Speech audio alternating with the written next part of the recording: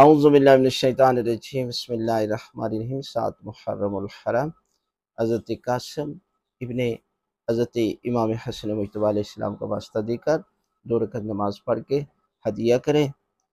حضرت قاسم ابن حضرت امام حسن مجتبی علیہ السلام کو اور دعا مانگے تو خالق کائنات ان ایام کے صدقے اور ان ہستیوں کے صدقے میں دعائیں قبول کرتا ہے، اس لیے کہ کربلا کے میدان میں حضرت امام حسین علیہ السلام پایتن پاک کے آخری فرد ہیں، اور باقی 4 شبیاں بھی موجود تھی کربلا کے میدان میں۔ وہ کون سی ہستیاں تھیں؟ اللہ کے رسول کی شبی حضرت علی اکبر تھی،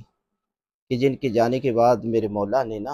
پہلی جگہ پر بد دعا کی ہے، فرمایا عمر سعد اللہ تیری نسل کو قطع کر دے کہ تم شبی رسول کی زیارت سے مجھے معروم کر، اور اس لیے یہ شبی رسول تھے۔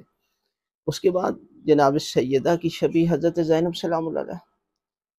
حضرت علی ابن ابی طالب علیہ السلام کی شبیہ باب الحوائج حضرت عباس تھے،